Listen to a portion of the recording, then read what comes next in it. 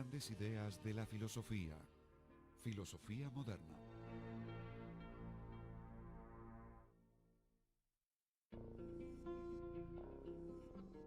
A fines de la Edad Media, la filosofía estaba en manos de estudiosos universitarios, los escolásticos.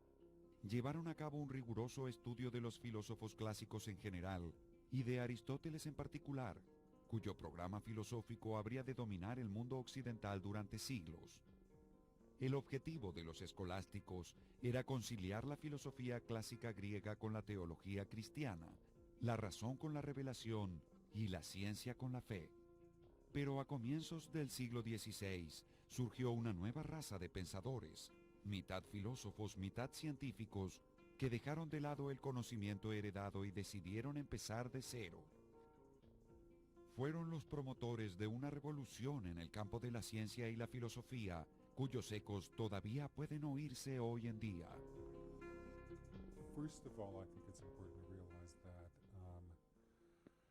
En primer lugar, creo que es importante que veamos que a inicios del siglo XVII, fines del XVI, la moneda corriente en toda persona educada probablemente consistía en tener un concepto aristotélico general del conocimiento y del mundo.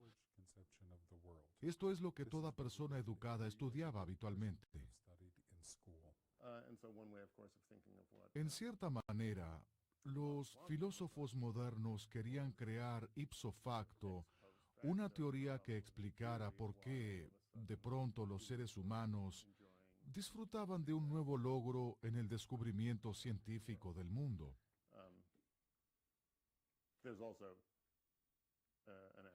También se produce algo similar en el campo de la filosofía política moderna.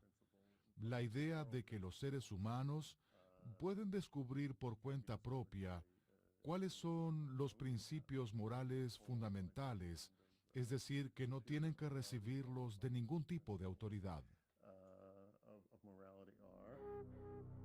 A través de la innovación y la reinterpretación radical de los primeros pensadores, estos nuevos filósofos desarrollaron conceptos característicos sobre la ciencia natural, la epistemología, la metafísica y la ética. Reformularon la relación mente-cuerpo, la existencia del mundo exterior, el alcance y los límites del conocimiento, la existencia de Dios y el claro conflicto entre la libertad y el determinismo. En síntesis, marcaron el comienzo de la era moderna. La filosofía moderna comprende dos líneas generales de pensamiento. El empirismo, según el cual la experiencia sensorial es la fuente de todo conocimiento, y el racionalismo, un enfoque que eleva a la razón por sobre la experiencia en la búsqueda de la verdad. Dos figuras encabezaban estas tradiciones, René Descartes y Francis Bacon. Lo que distingue algunas ramas de la filosofía moderna, por supuesto, es el enfoque sobre las facultades humanas. Entonces, por ejemplo, Descartes otorga mucha importancia a la capacidad de razonamiento abstracto y poca importancia al papel que desempeñan los sentidos. Denigra el papel de los sentidos, mientras que Francis Bacon y muchos de sus seguidores en Gran Bretaña otorgan mucha más importancia a la función de los sentidos humanos como fuente fundamental del aporte de información, y tratan a la razón como una facultad secundaria que en líneas generales simplemente organiza el material de los sentidos. Esta nueva confianza en las capacidades cognitivas del ser humano, por supuesto, se asocia normalmente con el surgimiento de la ciencia moderna y con el éxito logrado tanto en la ciencia matemática moderna, como así también de forma incipiente en otras ciencias empíricamente dependientes. Francis Bacon nació en 1561 y se inició profesionalmente como jurista. Participó activamente en la corte de la reina Isabel y luego en la de Jacobo I, convirtiéndose en un ferviente partidario y defensor de la revolución científica. En su obra escrita expuso una sofisticada metodología para la investigación científica que se conoce como el método baconiano, una manera sistemática de recabar y organizar datos observacionales. El enfoque empírico de Bacon destacó la comprensibilidad del mundo. Lo que él hizo de cierta manera es buscar el equilibrio entre la razón y la experiencia. Él consideraba que aquellos que simplemente salían a experimentar el mundo no iban a aprender nada. Y por otro lado, las personas que simplemente se sentaban a pensar dentro de una pequeña habitación tampoco aprenderían nada. Lo que Bacon quiso hacer fue presentar una manera racional de organizar la experiencia y de interrogar a la naturaleza, de forma tal que con esta combinación de razón y experiencia realmente pudiéramos avanzar. Solo hay dos caminos para indagar y descubrir la verdad.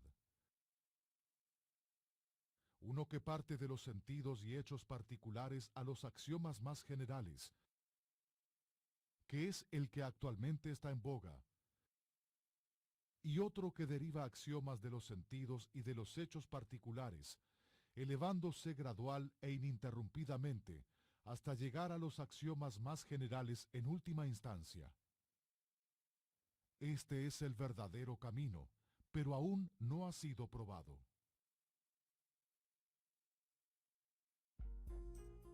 René Descartes se opuso a la dependencia que Bacon manifestaba respecto de los sentidos. En su condición de filósofo y científico, el objetivo principal de Descartes fue el de construir una estructura integral de pensamiento basada en la razón. Así, puso en práctica un método de duda metódica que se diferenciaba radicalmente del escolasticismo de la Edad Media y que aún forma parte de la tradición intelectual de Occidente. Quien desee entregarse a la búsqueda de la verdad, debe al menos una vez en la vida y en la medida de lo posible, dudar de todas las cosas.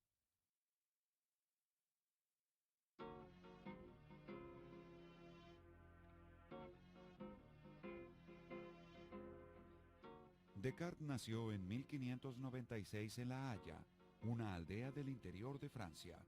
Recibió una educación tradicional en el prestigioso colegio jesuita de La Flèche. Gracias a la educación recibida, se sintió atraído por la ciencia y su estricta búsqueda de la verdad. Para él, la filosofía de su época carecía de metodología. Así es como comenzó la búsqueda de un enfoque sistemático de la filosofía que luego expuso en su revolucionario Discurso del método para dirigir adecuadamente la razón e indagar la verdad en las ciencias. Al comienzo del discurso del método, Descartes habla sobre la educación que recibió de los jesuitas y las grandes expectativas previas que tenía, y cómo se sintió decepcionado al concluirla, motivo por el cual decidió rechazar todo lo que creía anteriormente y salir a experimentar el mundo por cuenta propia, recurriendo en última instancia a su propia razón. No habría de consultar libros, ni a antiguos pensadores, ni a las autoridades, sino a su propia razón, y reconstruiría el mundo sobre dicha base. Esto representó una tremenda revolución. Aquí es donde surgen sus meditaciones metafísicas, que comienzan con las famosas argumentaciones escépticas para rechazar todo lo que él creía anteriormente. Las meditaciones 2, en cambio, comienzan con la famosa frase, pienso, luego existo. La filosofía de Descartes marcará el comienzo de una reconstrucción total del mundo. La reconstrucción que Descartes hizo del mundo obedecía a 4 reglas que él mismo expuso en su Discurso del método. La primera sostiene, no admitir jamás como verdadera cosa alguna sin conocer con evidencia que lo es, o sea, evitar cuidadosamente la precipitación y los preconceptos. Descartes estaba dispuesto a aceptar como verdadero solo aquello que se presente con tal claridad y distinción que no pueda ser puesto en duda. El criterio de verdad no se encuentra fuera, sino dentro de nosotros mismos.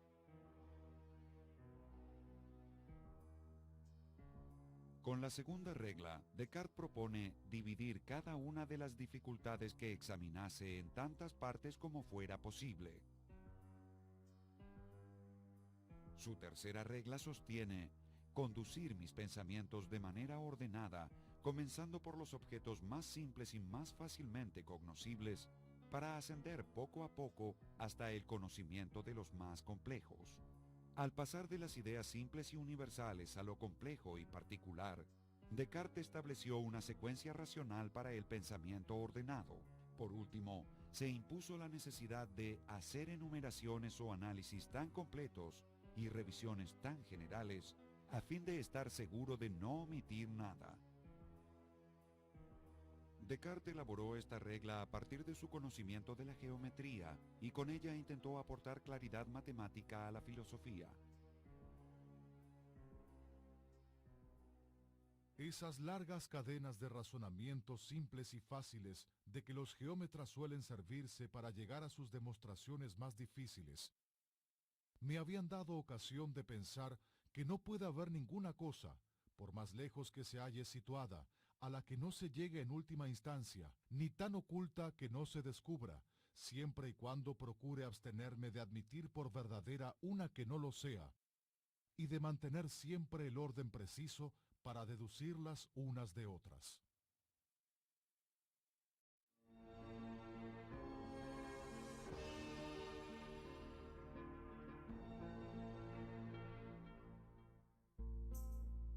Descartes vio a su método como una forma de pasar del confuso y oscuro mundo de los sentidos a la clara luz de la razón. Siendo el principio fundamental de su filosofía la certeza de su propia existencia como ser pensante, Descartes afirmó que debe haber una idea independiente de toda experiencia: la idea de Dios.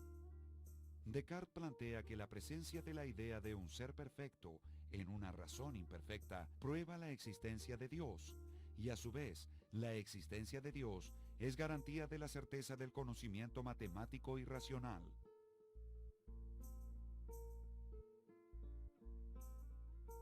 Como los ejes de las coordenadas cartesianas, la realidad de Descartes está dividida en un plano material y un plano espiritual.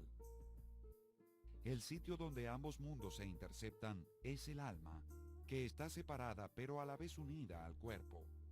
Esta visión dualista sobre la naturaleza humana, cuyos orígenes pueden remontarse hasta los tiempos de Platón, también fue consecuente con la fe cristiana de Descartes.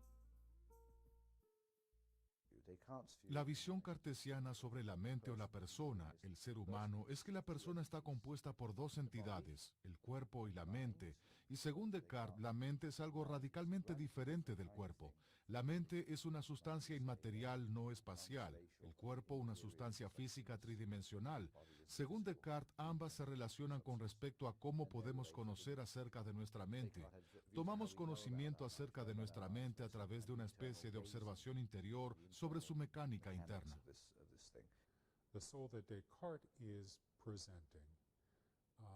El alma presentada por Descartes no es el alma aristotélica. El alma aristotélica es un principio de vida. Es lo que explica las funciones que un ser vivo tiene como tal. El alma de Descartes es un principio del pensamiento, explica el pensamiento.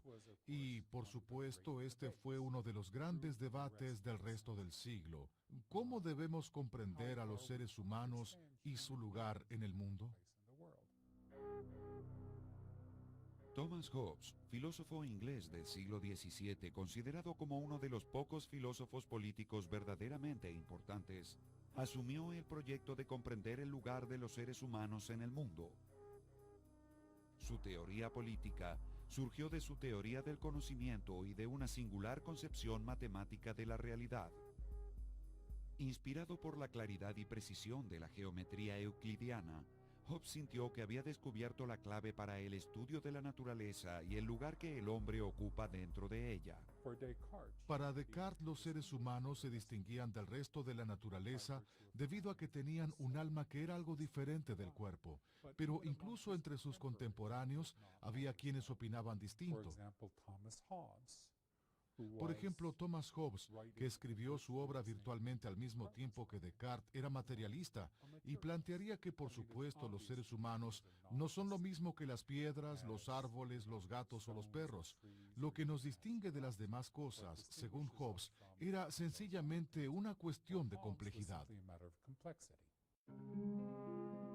Hobbes creía que nada sucedía en el acto del pensamiento que no pudiera explicarse a través de la sensación o la memoria. En su monumental libro Leviatán, llevó su teoría de la mente al campo de la filosofía política, dando origen a lo que se conoció luego como la teoría del contrato social, para justificar los acuerdos políticos entre individuos racionales, libres e iguales. Para Hobbes, la cuestión de justificar el Estado consiste en qué motivos deben existir para que un individuo acepte esta organización del Estado. Hay que convencer y dar a los ciudadanos una razón para aceptar lo que Hobbes denomina el Leviatán, este poderoso y monstruoso Estado, porque para Hobbes el monarca, el soberano, el Estado pueden hacer lo que quieran. Existe un convenio que dice: mantenga el orden y a cambio podrá hacer lo que desee, siempre y cuando mantenga el orden. Si mi vida se ve amenazada y reina el desorden y el gobierno no está cumpliendo con su trabajo, entonces tengo derecho a rebelarme y buscar un nuevo Leviatán. Más que consenso o concordia, es la verdadera unión de todos en una misma persona, establecida por el contrato de cada hombre con cada hombre, como si cada uno dijera al otro: yo autorizo y cedo el derecho de gobernarme a mí mismo, a este hombre o a esta asamblea de hombres, bajo esta condición: que tú cedas también tu derecho y autorices todas sus acciones de la misma manera en que lo hago yo.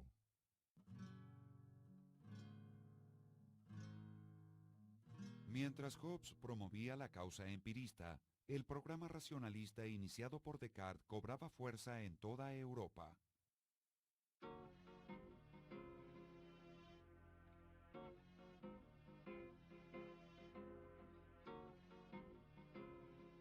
En Ámsterdam, el filósofo holandés Baruch Spinoza fue aún más lejos que Descartes y Hobbes en su afán por obtener claridad geométrica. Se propuso crear nada menos que una filosofía geométrica, completa, con axiomas y conclusiones que explicaran el sistema de la realidad en su totalidad. Spinoza desechó el dualismo cartesiano y propuso que la mente y el cuerpo son una misma cosa, una posición que se conoció como monismo. Spinoza, un filósofo de fines del siglo XVII, que de cierta manera comenzó con Descartes, pero luego se separó de él de un modo bastante radical, sostiene que el cuerpo y la mente son en realidad dos aspectos de una misma cosa. Ambos son formas de Dios. Ahora bien, es una doctrina muy difícil, pero de cierta manera se desprende de la gran visión metafísica presentada por Spinoza. Es posible pensar a la mente y al cuerpo como dos aspectos de una misma cosa neutra. Si lo vemos desde una perspectiva, es la mente. Si lo vemos desde otra perspectiva, es el cuerpo.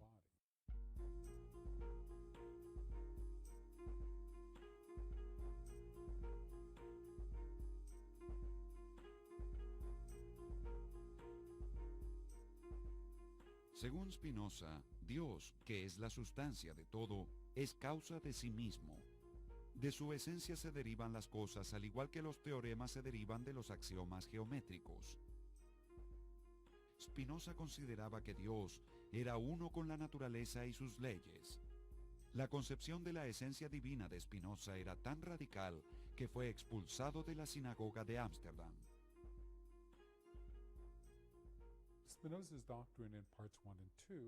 En pocas palabras, la doctrina de Spinoza en la primera y la segunda parte de su Ética es la siguiente: a Dios se lo debe identificar con la naturaleza. No existe un Dios trascendente fuera de la naturaleza y todo lo que sucede en la naturaleza es necesario. No existe la contingencia. En cierta manera somos uno con nuestro cuerpo. Tal vez lo haya expresado yo de un modo muy simplista, Pero en esto consiste su doctrina básica. Somos una unidad con nuestro cuerpo y de esta manera estamos vinculados a este mundo en el que no hay un Dios trascendente, en el que no hay un fin mayor, no hay un sentido, no hay un Dios fuera de la naturaleza que la haya creado con cierto fin, con algún sentido. for certain purposes with certain meanings in mind. El alma y el cuerpo son una sola y misma cosa, que se concibe tan pronto bajo el atributo del pensamiento como bajo el de la extensión. Y por consiguiente, el orden de las acciones y pasiones de nuestro cuerpo es el mismo que el orden de las acciones y pasiones del alma.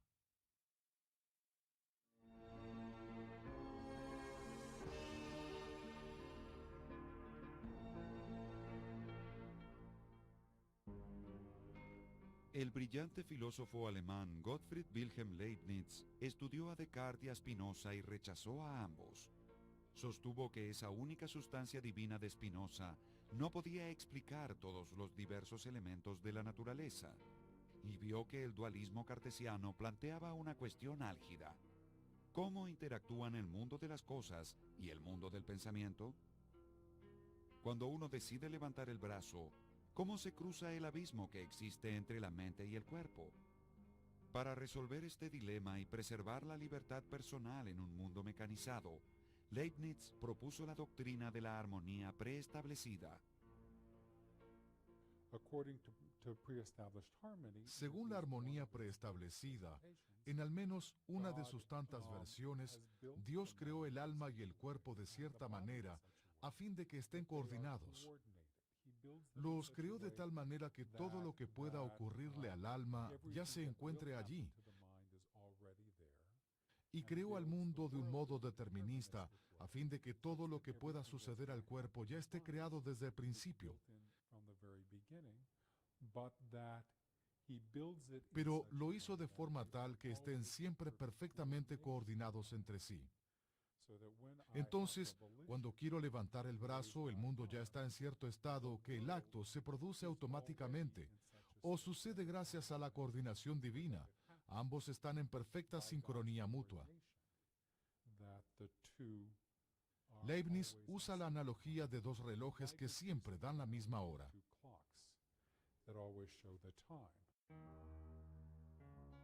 Leibniz fue un verdadero hombre del Renacimiento, un matemático que desarrolló el primer cálculo infinitesimal, un científico que estuvo entre los primeros en proponer que los fósiles eran restos de seres vivos, y un teólogo que intentó conciliar a la Iglesia Católica con la protestante.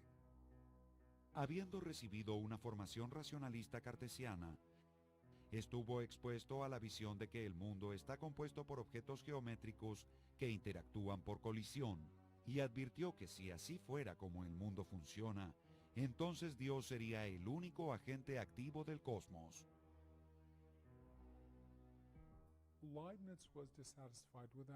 Leibniz estaba en desacuerdo con eso y quiso volver a dotar al mundo de actividad, pero para ello debía realizar una revisión de la ontología cartesiana de los objetos geométricos. Comenzó reemplazando los objetos geométricos cartesianos por lo que él denominó sustancias corpóreas que pueden comprenderse en base al modelo de los animales.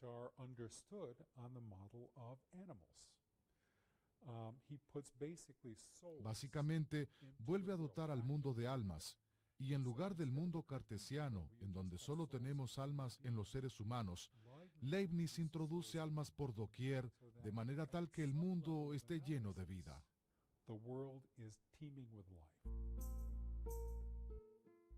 En un nivel de análisis fundamental, la vida se presenta en forma de lo que Leibniz denominó mónadas, verdaderos puntos metafísicos en el espacio que paradójicamente no tienen ni tamaño ni forma y no ejercen influencia alguna entre sí.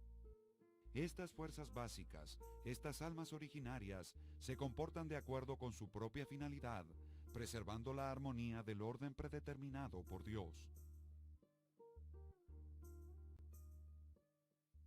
Cada sustancia es como un mundo entero, como un espejo de Dios o de todo el universo, que ella expresa a su modo particular.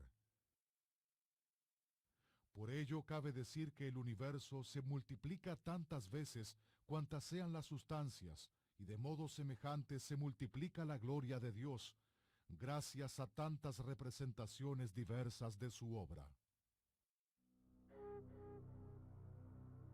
Mientras Leibniz refinaba la posición racionalista en el continente, la visión empirista seguía prosperando, especialmente en Inglaterra.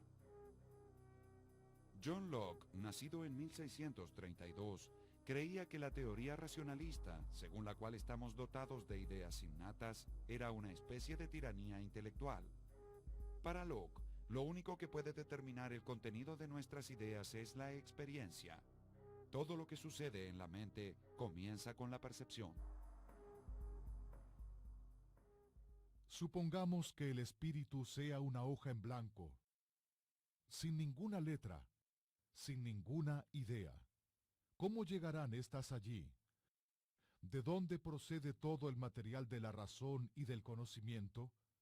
Respondo con una sola palabra: de la experiencia. Todo nuestro conocimiento se basa en ella, y de ella proviene en última instancia. Locke fue una figura seminal dentro de la tradición liberal de la filosofía política, y dedicó gran parte de su obra a oponerse al totalitarismo, tanto a nivel institucional como individual. Sostenía que la mejor defensa ante la autoridad y el opresivo peso de la superstición era tener profunda y permanente confianza en nuestra propia capacidad de ver las cosas como realmente son.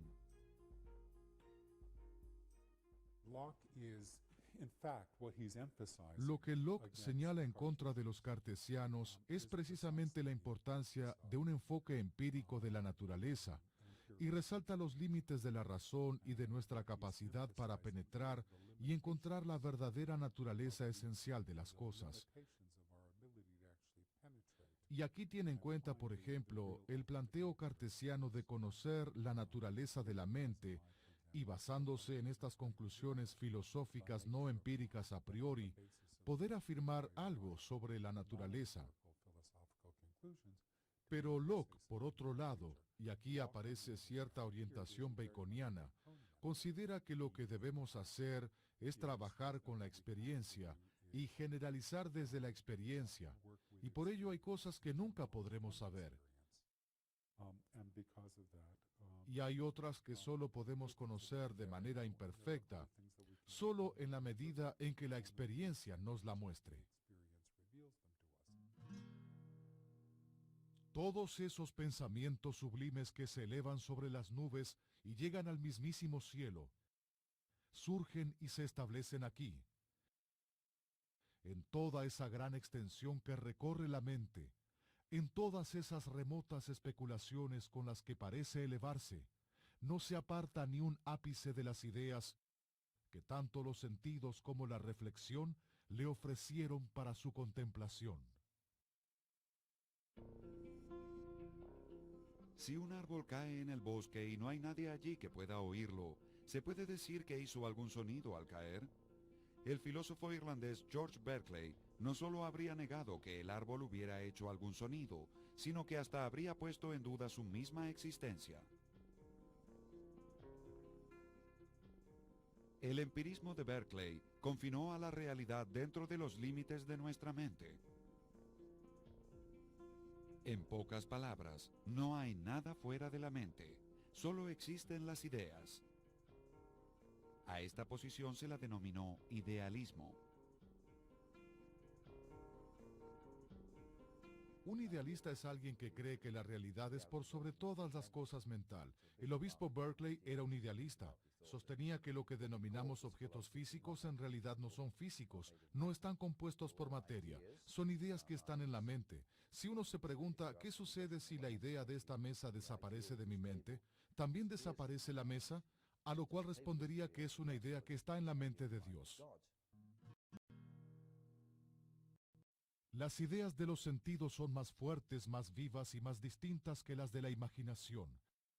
Ellas tienen también firmeza, orden y coherencia, y no se suscitan al azar, como a menudo lo hacen las que son efectos de la voluntad humana, sino en una sucesión regular o en una serie, cuya conexión admirable testifica suficientemente la sabiduría y benevolencia de su autor. Tras los pasos de Locke y Berkeley, aparece David Hume, el tercer y último gran empirista británico, considerado por muchos el filósofo más importante de todos los que hayan escrito en inglés. Se destacaba en diversos campos, entre los que podemos mencionar la ética, la religión, la economía y la epistemología, e influyó profundamente sobre diversos pensadores, tales como Jeremy Bentham, Adam Smith, Immanuel Kant y Charles Darwin. La visión tradicional que fue aceptada por mucho tiempo proviene de David Hume. En la primera página de su tratado sobre la naturaleza humana dice: voy a hacer una distinción entre las impresiones y las ideas. No creo que haga falta emplear mucho tiempo para explicar esta distinción. Al decir impresiones se refiere a lo que nosotros denominamos percepciones. Por ideas se refiere a las imágenes mentales, y dice que la relación entre las mismas es sencilla.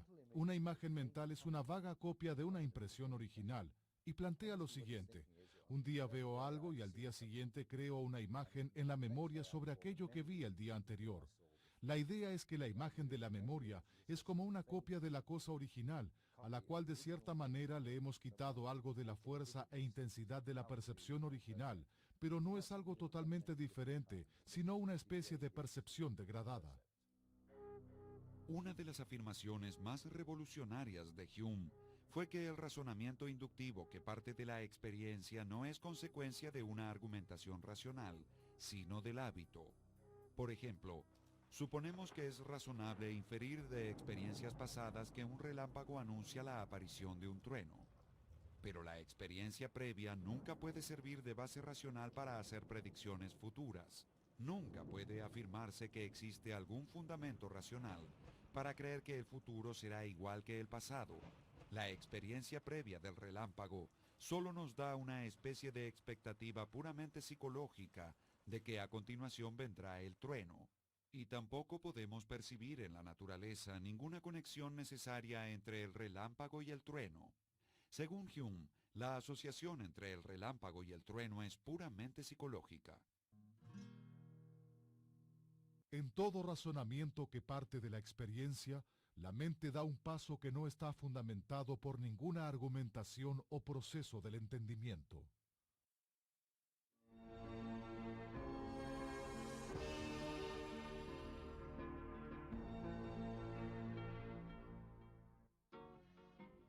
La crítica que Hume hace del razonamiento inductivo hizo salir al filósofo prusiano Immanuel Kant del sopor dogmático en el que se encontraba.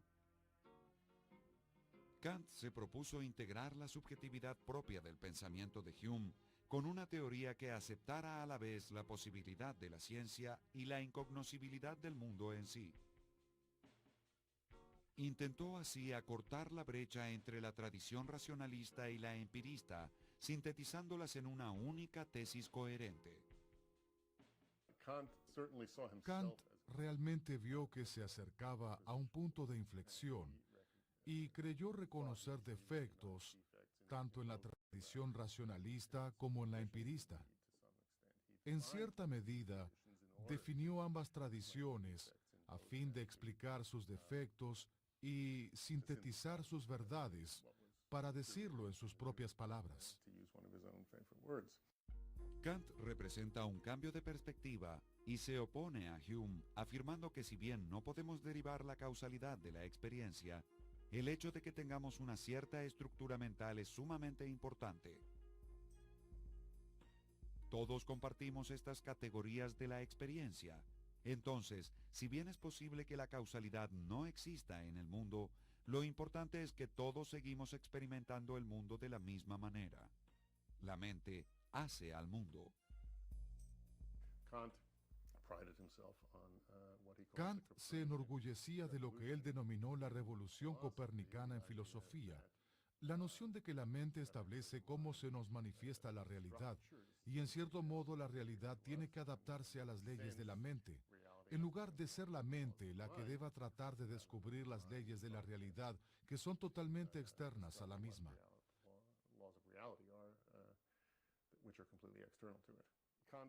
Kant estableció una relación diferente entre la mente y la realidad. Los filósofos que lo precedieron consideraron a la mente como un observador pasivo de la realidad y buscaron la manera de asegurarse de que se trataba de un buen observador pasivo de la realidad. Kant reivindicó una distinción ya existente, según la cual los juicios a priori están basados en la razón, mientras que los a posteriori se basan en la experiencia. Los juicios a priori, como por ejemplo 2 más 2 es 4, son necesariamente verdaderos, mientras que los juicios a posteriori, como este automóvil es rojo u hoy está lloviendo, son contingentes y siempre dependerán de la experiencia.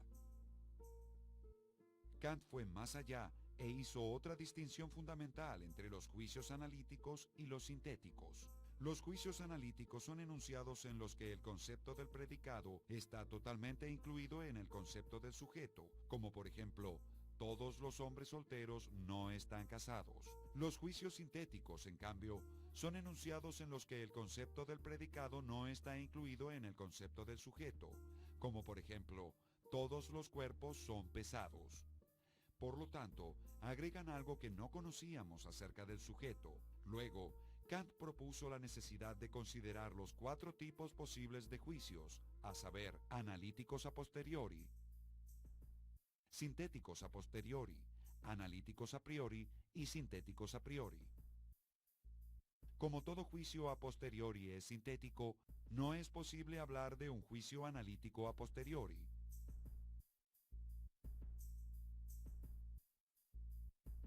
En cambio, los juicios sintéticos a priori no solo son posibles, sino que constituyen la base de la matemática y la ciencia natural.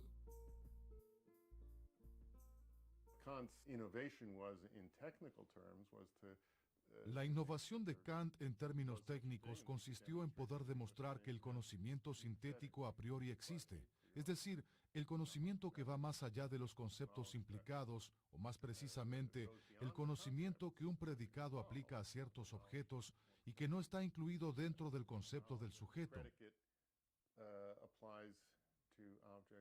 pero que puede constituir una verdad universal y necesaria, y por lo tanto debe ser verdadero independientemente de la experiencia. Afirmar que una línea recta entre 2 puntos dados es la más corta es una proposición sintética. Mi concepto de línea recta no posee ninguna noción de cantidad, sino solo de calidad. Entonces el concepto más corto es algo totalmente añadido y no puede derivarse en absoluto del concepto de línea recta. Por lo tanto, aquí es necesaria la intervención de la intuición, ya que dicha síntesis solo puede realizarse a través de la misma.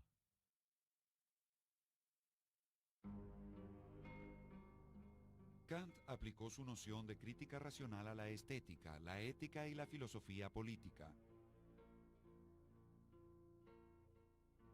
En filosofía moral, Kant propuso lo que él denominó imperativo categórico, un criterio formal que serviría para guiar nuestras acciones racionalmente. Actúa de forma que la máxima de tu conducta pueda ser siempre un principio de ley natural y universal. La ética de Kant se basa en la idea de que simplemente aplicamos la racionalidad a la acción y vemos que deberíamos actuar de manera universalmente válida y aceptable, y que nuestras acciones no son correctas y el éxito de la acción propuesta depende de hacer una excepción de uno mismo. Para Kant, la autonomía de la voluntad es el principio rector de toda ley moral y de toda obligación que de allí se derive. Es la garantía de la dignidad del hombre y de su igualdad ante la ley.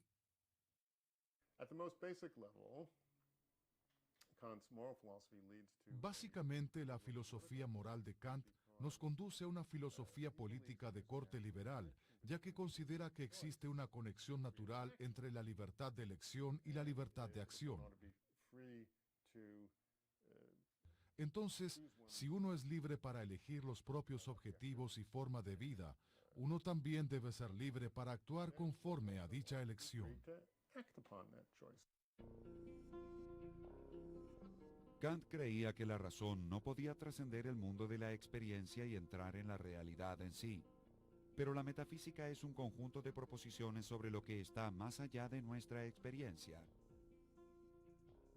Así, Kant declaró que la metafísica era imposible como conocimiento.